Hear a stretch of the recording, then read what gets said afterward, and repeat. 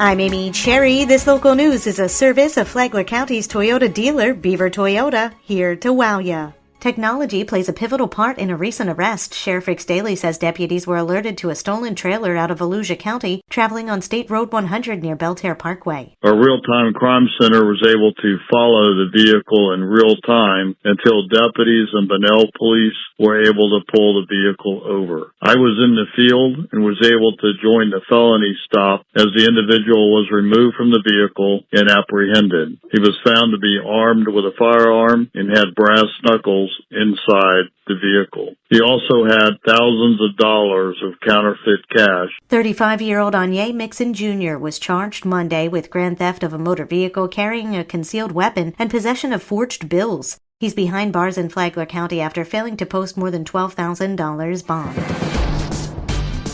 A local Facebook group is helping Flagler County residents stay on top of the COVID-19 pandemic. John Arking has the details. The Flagler County, Florida Pandemic Information Facebook group currently has 1,750 members. It began as a resident-sponsored idea for people to keep informed on the latest information. Viv Holt is one of the page administrators and was a guest on WNCF's Flagler Health Matters. It is still growing every day. It has grown quite a bit, especially since vaccinations were rolled out, because people are really eager to get information about where they can get the vaccines. I'd like to give credit to all of our members who contribute. Mostly what I do as admin is put down onto the site all of the good ideas that our members have. When somebody says, hey, there's this great news article, or hey, they just updated the Flagler County COVID page, I'm on that to get that information out to all our members, but I couldn't do it without all of our wonderful contributors. And I won't name names because I'm sure I'd forget somebody, and really everyone who contributes is doing something good for the community. For those interested in joining the page, they should look up Flagler County, Florida Pandemic Information in the search engine on Facebook, then answer the entry questions to verify you aren't an online bot, and then you'll be let into the group. You can hear Flagler Health Matters every Saturday morning at 11:30 on WNZF. From the WNZF Newsroom, I'm John Arkin.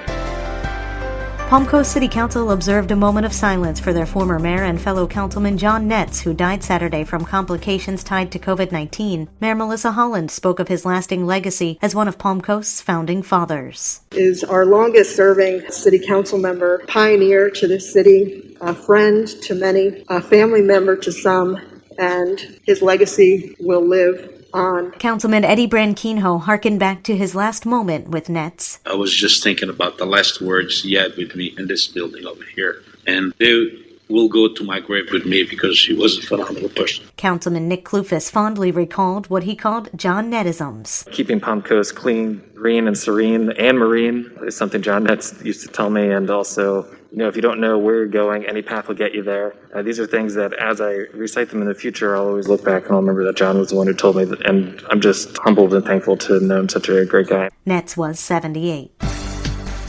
Extensive road improvements are getting underway in Palm Coast. Karen Johnson has more. The city of Palm Coast has identified a number of streets that will be resurfaced throughout the next 3 months. Work has begun on streets that begin with the letters RY, such as Ryder Place, Riding Lane, Rycar Place, Rycliffe Drive, Ryco Way, Rycrest Lane, and Rycroft Lane, and more. A complete schedule will be released as street work continues. Tyler Gibson, project engineer for the city of Palm Coast. With that data that they get collected for us, we have used that to populate the list of roads that are in the low quality category. There should be no complete road closures throughout this entire project. The roadway will be open to travel at least in one direction. City crews will leave door hangers in the neighborhoods 1 to 2 weeks in advance with information and contact numbers for questions or issues.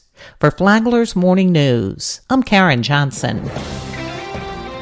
Jacksonville University is bringing the full weight of its reputation when it comes to Palm Coast Town Center. Senior VP for Economic Development Margaret Dees says Jacksonville University gets more applications than it can accept into its medical programs. And this is such an important and historic step for our institution. We want that community to reflect our values and reputation as well. And, really, Flagler and Palm Coast was that as well. Dees said that locally we're doing so many things right and that we should embrace Jacksonville University. Tomorrow, Dees talks about first impressions and why should everybody else have all the fun. From the WNZF Newsroom, I'm Rich Carroll. And now you're up to date on Flagler's Morning News. I'm Amy Cherry.